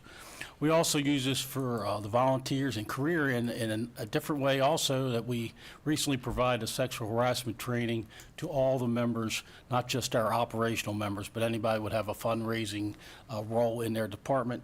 So we were able to schedule their training, and then we could monitor to make sure everyone received the training.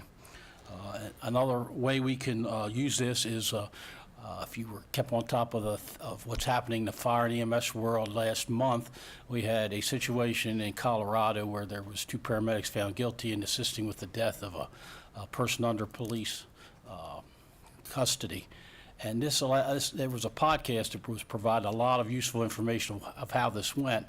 So we were allowed to put the podcast on this learning system and allow some of our members to use this as a group setting, as a coffee type. Let's see what's going on.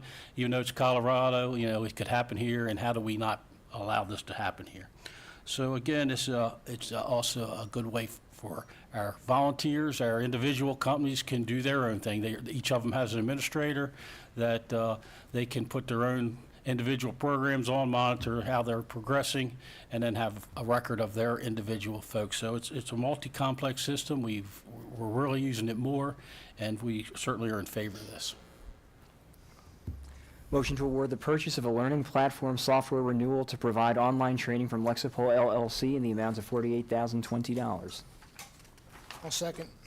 Okay, I have a motion and a second. Any further discussion? All those in favor? Aye. Opposed?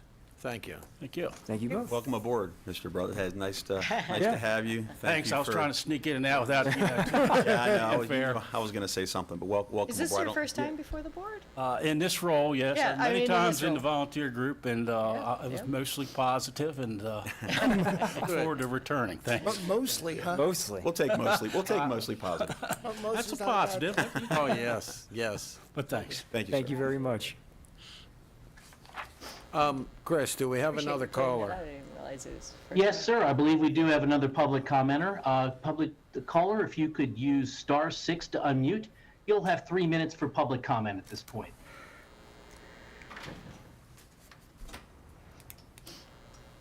Caller? *6 to unmute.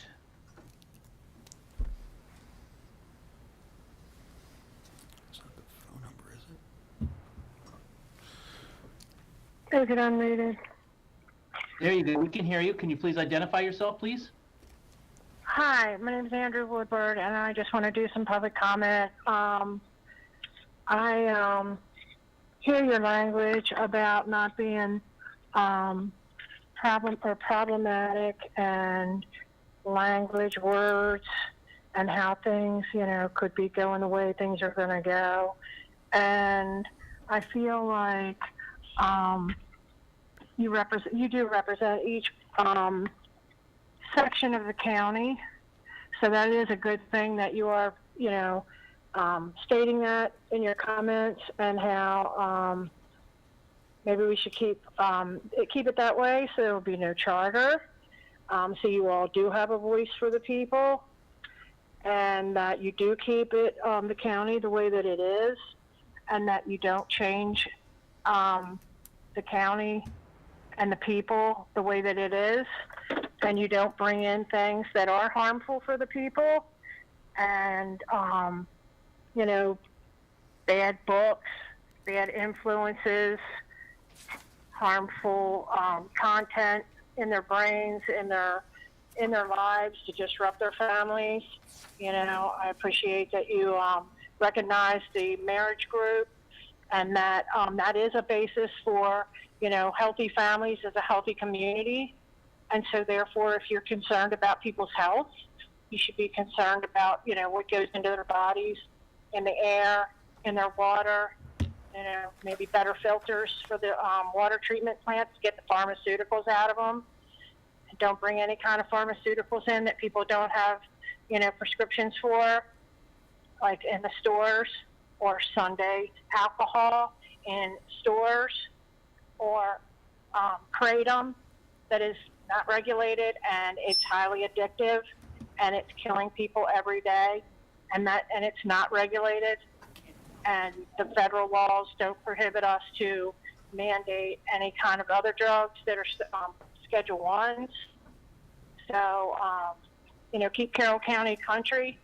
If we wanted to all be regulated, we would live in the cities, and we would be more regulated because we would have closer neighbors. We wouldn't be able to, grow our gardens, have our animals, and it should all be on an individual basis, just like it is.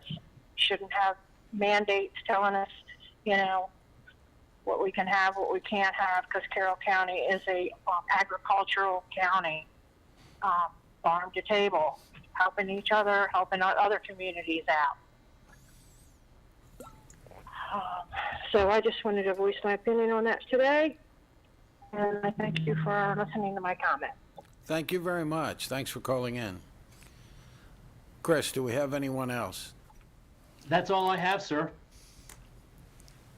And we don't have any Did you wanna public speak? comment here, correct? No one's So I now need a motion to approve the closed meeting minutes from February 6th. So moved? Well, I need a second. I'll second, but I do have a question. Commissioner Gordon was attending virtual. He didn't vote? It says absent, and I thought he was present. He was present. He was present for the meeting. He was not present for the vote to close. And that's what I couldn't remember, was he? Oh, the vote to close. Oh, he wasn't present out here when we had open to close, but he was present Yeah, for the minute should indicate that he was at the meeting. Okay. It does, It they does, do. 5 BCC Okay, I members. apologize. I retract my comment. Good We have a catch. motion and a second. All those in favor? Aye. Aye. Opposed? Thank you. Agenda review.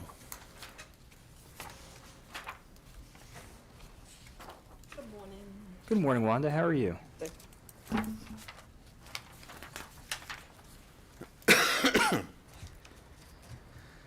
Monday, February 12th, nothing. Tuesday, February 13th, 9 a.m. Board of County Commissioners open session. And there will be a closed administrative section also. At 7 p.m., Commissioner Kyler's at the Ag Center Board meeting. On Wednesday, at 9:30, Commissioner Kyler and Rothstein are in Mako Education Subcommittee. At 10 a.m., we are both in the Mako Legislative meeting. At 5 p.m., there is a Board of Education meeting. They will adopt their preliminary budget. Right now, we have no one attending. And just to let you know, it's 9 o'clock is the Education Subcommittee, and 9:30 is the Legislative, as opposed to 9:30 and 10. 9 and 9:30. Yeah. Okay. Thursday, February 15th, 8 a.m. close at admin, 9 a.m. open meeting, priority Carol. Does have Extension Housing Outreach Award. Item 1 is again legislative update. Item 2 is budget quarterly update. Item 3 is updates on the annual plan for Carroll County Bureau of Housing. And that's for public comment for a 45-day period based on federal regulations. Item 4, adoption of an ordinance change for commercial zone bulk requirements. Item 5, intent to lease space and requests for one-time funds. Item 6, HVAC renovations. Item 7, more HVAC ventilators at the detention center. The first ones were in this building. Item 8, approval for purchase storm drain system replacement at Manor Drive.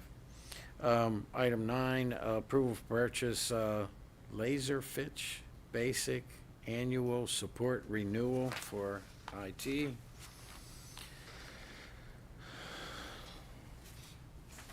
(1 p.m., more open session in this building, and then go into close for personnel.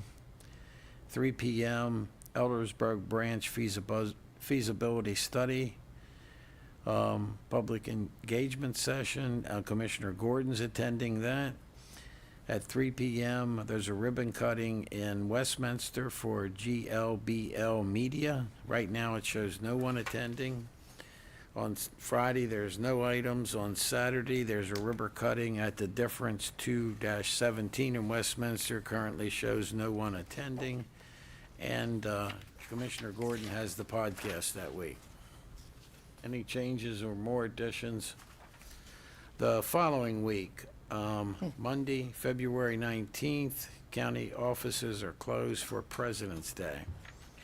5:30 p.m.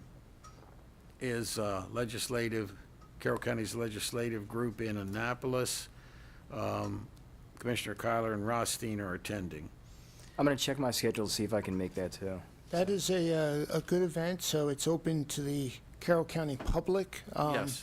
And, you know, the more Carroll County public attend, the more our delegates have to spend, so I'd rather spend their money than mine. Yes. Just call it out And- there.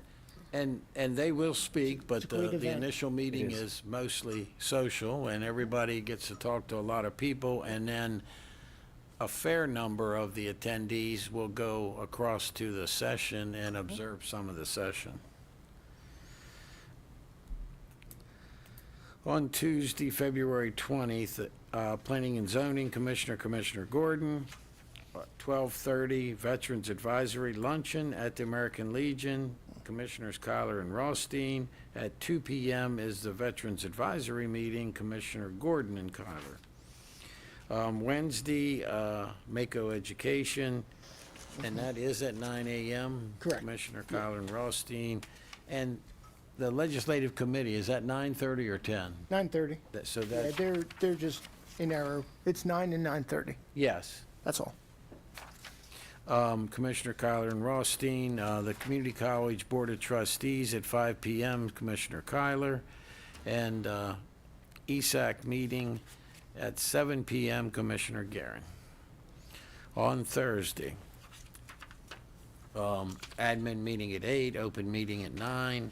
First item is the Board of Health. Second item is legislative update. Third item is a public hearing on the annual transportation plan. The fourth item is state and local fiscal recovery fund update. And then we will go into close for land acquisition. At 1:30, there's the ESAC County Commissioner Joint Meeting down in the Reagan Room. And right now, it says all 5 commissioners will be there. Friday, no activities. Saturday, Carroll County National History Day Local Expo at Westminster High School.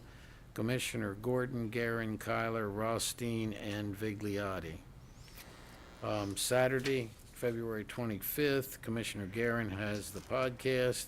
4 p.m. Bikers for Cause Foundation, 1-year anniversary at the American Legion in Westminster, Commissioner Kyler. Any additions, changes to any of that? Have we, cannabis, or the zoning, when are we addressing that? March 7th. March 7th? Had to be advertised. Takes some time to get it. Got it. That's the public hearing. Okay, got it. Okay, and if there's no additions, changes, or commissioners can request something be pulled from the agenda, but if no changes, thank you, Wanda. Thank you very much. And I now need a motion to adjourn. So moved. Second. I have a motion and a second. All those in favor? Aye. Opposed? Thank you, guys.